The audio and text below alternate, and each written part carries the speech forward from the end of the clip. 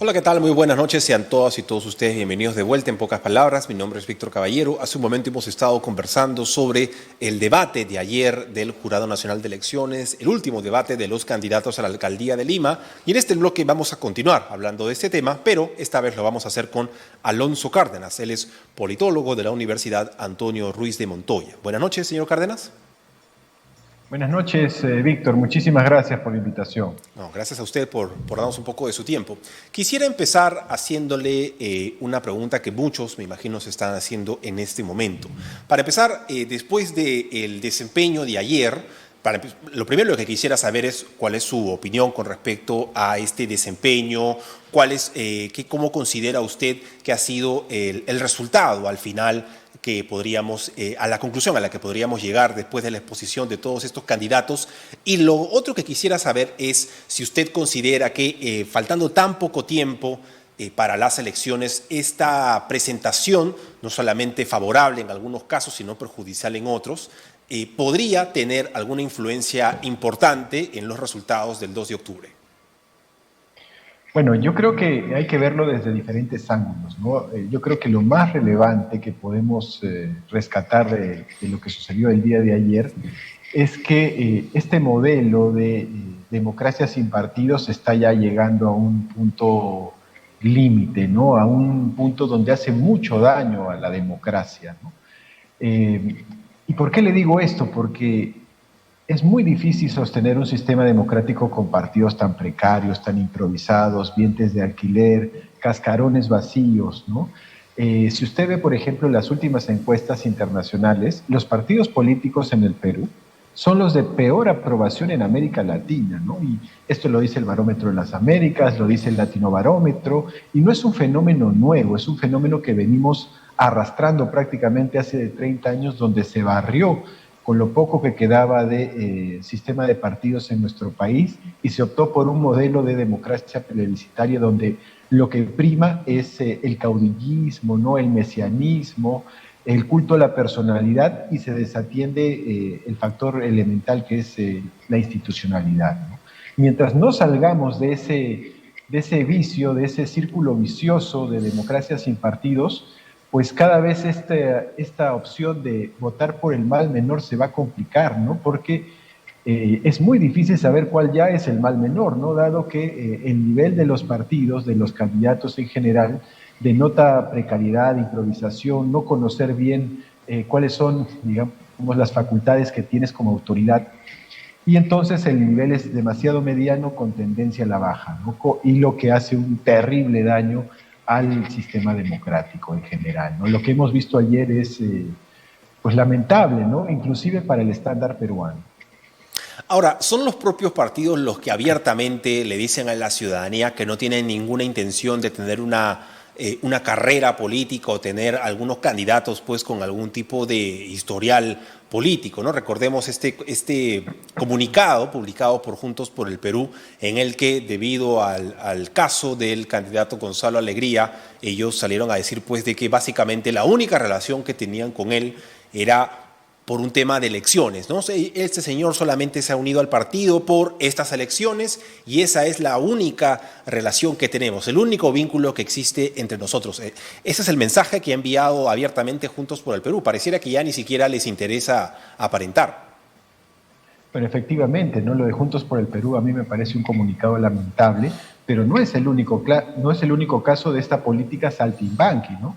Por ejemplo, el señor Forsyth ahora postula por Somos Perú, antes estuvo con Victoria Nacional, es decir, en las últimas 3 elecciones se ha presentado con 3 partidos distintos, ¿no?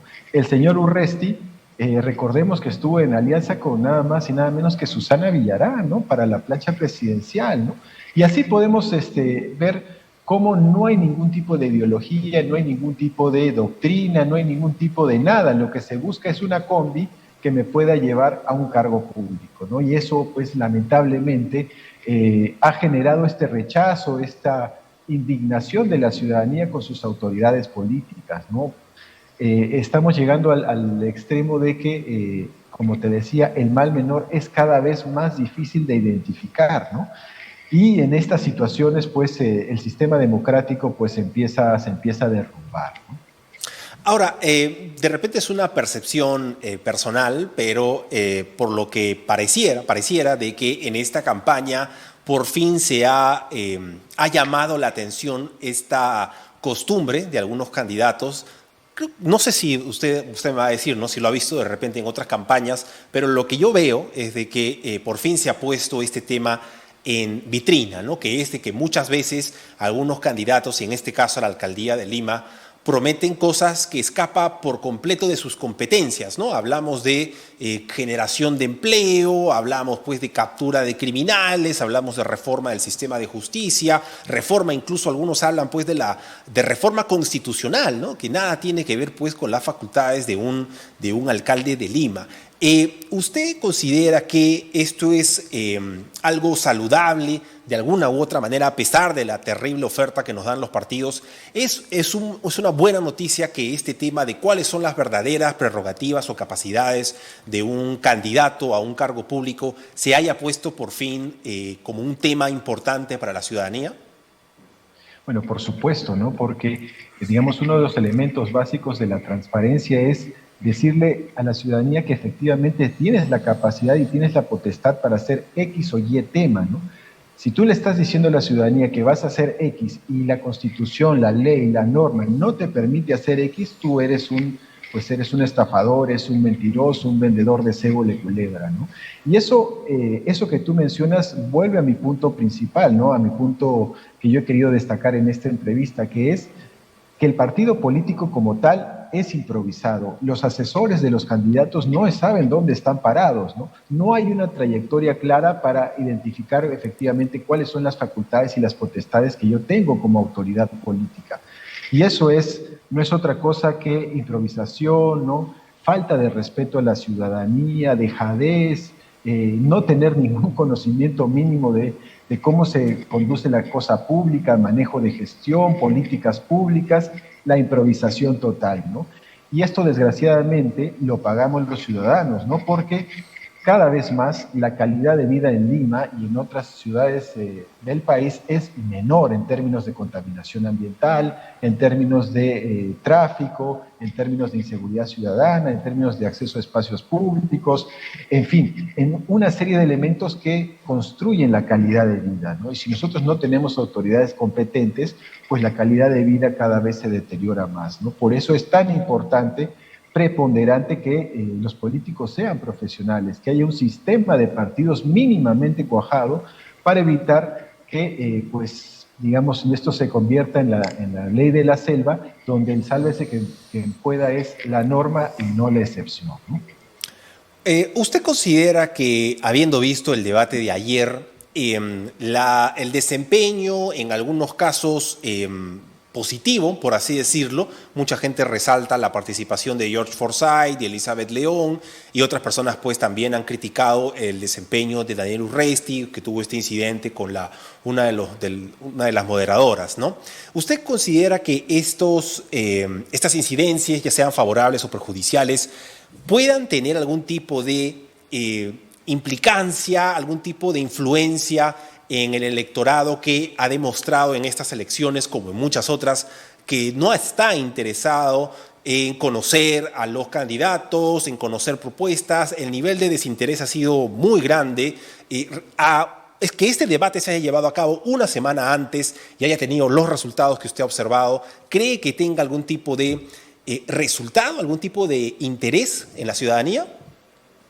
Bueno, históricamente los debates políticos han tenido un impacto, ¿no? Desde aquel debate famoso entre Richard Nixon y John F. Kennedy, ¿no?, que marca el nacimiento de la comunicación política como tal. El problema de nuestra realidad particular a nivel político es que no es que los ciudadanos no estén interesados en la política, es que la política le falta el respeto a los ciudadanos con este tipo de candidaturas, ¿no?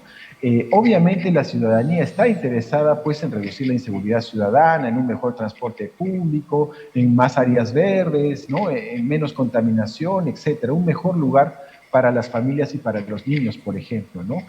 Pero si tenemos un sistema de partidos, el peor de América Latina, con ese tipo de perfil y ese tipo de, digamos, de asesoramiento, ¿no? De improvisación, es muy difícil que la ciudadanía se interese en este tipo de debates y al contrario, el rechazo se incrementa, lo cual de fondo es sumamente dañino para la democracia en general, ¿no? Yo creo que lo que hemos visto ayer denota, por ejemplo, que el señor Urresti tiene muchos problemas para contener sus emociones, ¿no? Su inteligencia emocional no es de las óptimas.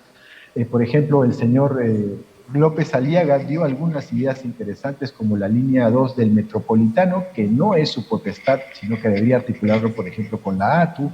Hubo una campaña, la verdad, que a mí me parece lamentable, de querer censar a los venezolanos cuando esto es prácticamente ilegal. Y yo creo que en esta medianía para abajo, el mejor desempeño, entre comillas, lo tuvo el señor Forsyth, ¿no? Porque se notó que estudió su lección, se aprendió de paporreta lo que tenía que decir, y ante esta medianía yo creo que pues eso digamos, le sumaría puntos, ¿no? Y esto que usted menciona también quedó evidenciado en los momentos en los que los moderadores le planteaban un tema a los candidatos, les decían: ¿qué piensa usted sobre este tema? ¿Está a favor o en contra de este tema? Y ellos decían: bueno, eso está en el plan de gobierno, ¿no? Y vamos a hablar de otra cosa. Y ellos planteaban su propia agenda, decían, pues vamos a hablar, en el caso de Urresti, por ejemplo, decía, vamos a hablar, insistió a cada momento del tema de inseguridad ciudadana y prácticamente no habló de otra cosa, ¿no? Fue el único tema al que se dedicó en todas sus intervenciones. Eso también es un mensaje a la ciudadanía, ¿no? A mí no me interesa hablarte de otro tema que no sea el que yo tengo para ofrecerte, ¿no? Si tú tienes alguna duda de repente en temas de áreas verdes o en temas de, qué sé yo, lucha contra la violencia contra la mujer, bueno, eso tú investiga por tu cuenta, pero yo tengo para ofrecerte esto. ¿Esa es la manera en la cual usted interpretaría lo que sucedió el día de ayer? Bueno, lo que Urresti en este caso quería enfatizar es que él es experto en temas de seguridad ciudadana. Él ha sido ministro del Interior, trabajó en la Municipalidad de Los Olivos, etcétera, ¿no?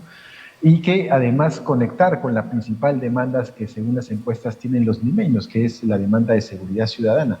El problema central es que él estaba postulando para ser alcalde de Lima y no ministro del Interior, ¿no? Y en ese sentido las funciones de la alcaldía de Lima están sumamente acotadas. Eso de meter 200 choros por día, la verdad, suena a pura demagogia. Tendría que hacer una articulación pues con el Ministerio del Interior. Además, en este punto, y volviendo al tema de el señor Luna, se habla de los choros de las esquinas, pero no se dice nada de los criminales de cuello blanco, ¿no? Que son los que presuntamente rodearían al señor Urresti. Entonces, yo creo que no hay como si una conexión entre las reales funciones que tiene el alcalde de Lima y las del ministro del Interior, que definitivamente tiene un papel que jugar y que no está cumpliendo. Pero no es un debate entre candidatos a ministro del Interior, sino entre candidatos al alcalde de Lima. Por ejemplo, ¿qué sí puede hacer el alcalde de Lima? Prevención de riesgo de desastres, ¿no? Recordemos que Lloyds, con la Universidad de Cambridge, identificó que el Perú es Lima, es la ciudad más vulnerable del mundo ante sismos de gran magnitud, y en ese tema prácticamente ayer no se dijo ni pío. Bueno, le agradecemos mucho por haber estado aquí, profesor Cárdenas. Esperamos tenerlo de vuelta también muy pronto. Muchísimas gracias por la invitación y muy buenas noches. Muchas buenas noches. Hasta luego. Vamos a una pequeña pausa y regresamos con la parte final del programa.